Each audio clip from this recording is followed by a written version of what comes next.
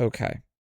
I've never made a video like this, so I'm going to apologize right now for the production value, or more so the lack thereof.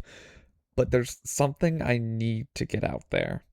I think it's going to upset a lot of people, so I need to get one thing very clear from the very start. I love Castlevania. I know, it's not exactly a hot take here. It was released in 1986 by Konami on the NES, and Castlevania would make waves in the gaming scene, being a prime example of the NES hard games that retro enthusiasts love to talk about in their old game reviews, you know, like Mega Man and Ghosts and Goblins. Except, honestly, Castlevania 1 isn't even really that hard. Like, it's definitely bullshit sometimes, but it's not hard. Fucking death boss fight. Anyways, look, I love the series, and I've played my fair share of Castlevania games. You know, I actually started back with Rondo of Blood on the Wii Virtual Console, and then I got Symphony of the Night on my 360 a couple years later for like $2.50. RIP to my Xbox, my sweet prince, the Red Ring of Death took you too soon. And then over the past few years, I slowly but surely acquired the collections as they came out. I've played the Anniversary Collection, I 100%ed the Advanced Collection, and the Dominus Collection. I even recently completed the PS2 Vania games on original hardware, Lament of Innocence and Curse of Darkness. I lost many eBay bidding wars for those, and I still haven't touched the N64 games. Maybe one day when I have a job I can afford that. But anyways, back to my first Castlevania, Rondo of Blood. May I just say, if you haven't played it, holy peak, Batman. This game sold me on the franchise. The graphics, the platforming, the tunes. Oh my god, the tunes. If it's one thing the entire franchise has, it is toe-tapping, blood-pumping, vampire-killing tracks. You got Vampire Killer, Bloody Tears, Beginning, Simon's Theme, Bloodlines, Iron Blue Intention, Crucifix Held Close, or whatever the hell that song is actually called. I think there's like 3 different localized names. Revenge, etc., etc. Holy fuck, I'm hard. Sorry, I got a little carried away there. But you're not here for a history lesson, I take it. You want to know who the hell James Banana is, right? I mean, it's in the title of the video you clicked on. In the credits of Castlevania 1, there are no real names. Supposedly, Konami didn't want other developers to poach members of their team, so they all used fake names, many of which were references to different Dracula-related media.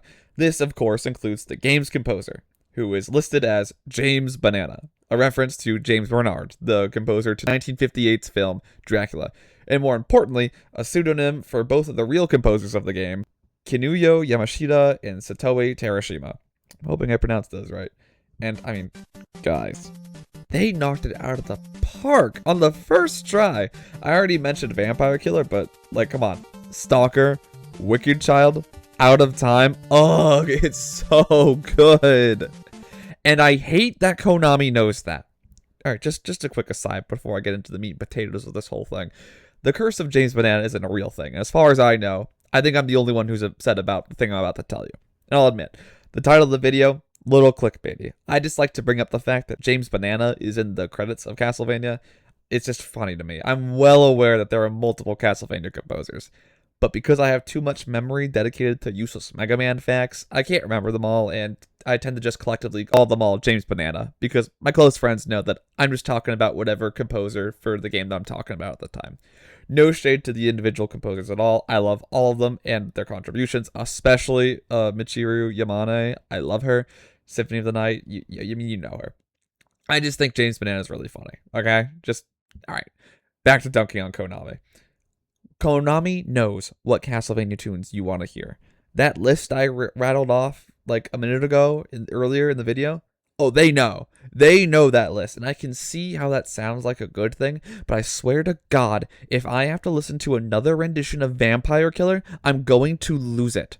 Did you know, dear viewer, that they started to reuse that theme as early as Castlevania 3? Because they did. In Stage 8, Deja Vu plays, and it's literally just Vampire Killer again, but with some slight differences. I mean, the game caps off the NES trilogy, so I guess I can accept it. Maybe I can even accept the fact that they technically reuse it in Stalker in the original game as well, because that's just basically like Toby Fox putting the same melody in every song in Undertale. And it worked great in that game, and I can't be a hypocrite, sure, fine. But that does not mean that it should be in every damn game. And I know, I just said that I love the tunes, but gamers, just listen, okay? Castlevania 3 has deja vu, as I said already. But did you know that Super Castlevania 4 has Vampire Killer, Bloody Tears, and Beginning as main level themes? You can't avoid it. Okay, what about in Rondo of Blood, where they admittedly have incredible remixes, right? But again, it's Vampire Killer, Bloody Tears, Beginning. And then, for stage, I think, 7, they reuse all 3 of those and mix it together in a quote-unquote new song called Den. Why are 4 of the stage themes completely unoriginal? And then they also had to cut Crucifix Held Close from Haunted Castle, which would have been another reuse. Oh my god. Okay, fine. What about Bloodlines? It has Vampire Killer, Bloody Tears, Beginning. You've got to be kidding me. Okay, but this time they're locked behind a secret code. That's cool. Okay, that's an Easter egg. That's nice. But why did they put Simon's theme on the final staircase? Simon's not on the game, and the tune only plays for 10 seconds unless you purposefully wait. Oh, at that point, why even reuse it? And then, later, Circle of the Moon reuses the final boss theme from Rondo of Blood, Dance of Illusions, as the first phase of the final boss. And this is going to happen several other times during this list, don't you worry. And it also reuses Aquarius from Castlevania 3, Sinking Old Sanctuary from Bloodlines, Rotating Room from Super Castlevania 4, and, you guessed it, Vampire Killer, all as main area themes. Apparently, some of the other tracks are from Castlevania 64, but I wouldn't know that because I haven't played it. So that means more than half the soundtrack is reused stuff. That's insane. We get it. You guys used to make good music. What the fuck? Harmony of Dissonance has a soundtrack of all time. Okay, it's probably the weakest out of all the games, to be honest. It really puts the dissonance and harmony of dissonance. But here's a special case. There is a reuse of Vampire Killer. However, it's locked behind the Konami code and only appears in the Simon Belmont version of Boss Rush mode. Not only is it a remix and not just a straight port, it also blends in Clockwork from Castlevania 3. That's how you do it. You don't force it on the player, it doesn't overstay its welcome, it makes thematic sense, and it sounds fantastic. That's how you do it. Wow, incredible. Aria of Sorrow has another great implementation of reused music. In the game, you can fight Julius Belmont, and it plays a mashup/remix of Can't Wait Till Night from Haunted Castle and Heart of Fire from Castlevania 1. Not gonna lie, this might be my favorite way they did it, besides in Harmony of Dissonance, because it's technically an optional boss fight, it's only required for the good ending, it makes thematical sense since you're fighting a Belmont, and it represents multiple games. It's not just doing it out of what feels like laziness, like in Circle of the Moon and Super Castlevania 4 and Bloodlines. Dawn of Sorrow, on the other hand, no, we got Vampire Killer again, and Basement Melodies from Haunted Castle in the main game, both as area themes. In Julius mode, Bloody Tears and Beginning also return, but it's an optional mode, and Bloody Tears specifically is very thematically appropriate. It's not the worst. It's another reuse of the big 3 classic Vania songs. Portrait of Ruin starts off fine. There's a remix of Bloodlines during an optional boss fight against Richter Belmont. Well, optional if you don't want the good ending. And they also reuse Overture from Castlevania 3, but it's just for the final staircase, which is 1 room. Unlike in Bloodlines, it's thematically appropriate. Thumbs up. But Crucifix Held Close and Iron Blue Intention make the returns as area themes. Not thematically appropriate. Thumbs down. They also include Simon's theme, but it's purely a bonus track that doesn't appear in game, and they reuse Dance of Illusions again for the first phase of the final boss.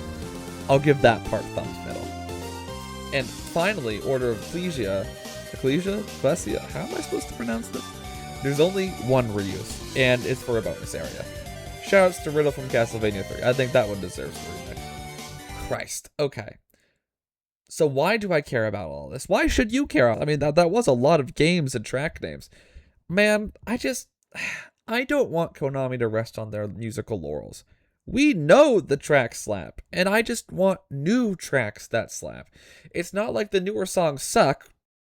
Well, some of them might. I would just rather there be a new kick-ass song rather than Vampire Killer version 43 in all my games. It's like seeing Green Hill Zone again in the Sonic game. It's like, woo, yeah, a reference that I know and love, but after the 10th time, I'm good, dude. It doesn't hype me up anymore. A classic tune just feels like an inevitability rather than something that I should actually be excited about.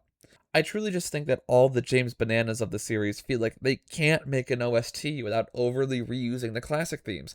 Like I've been saying, having them as an Easter egg or in optional sections is fine. That's a reward for the fans. That's great. But when a whole area in a Metroidvania is dedicated to a past theme, that's more than a homage. That's a crutch. If Castlevania ever makes a comeback, and God, I hope it does, I don't want to hear Vampire Killer unless it's some kind of orchestral remix during an emotional battle. I don't want to hear it during a whole area on loop.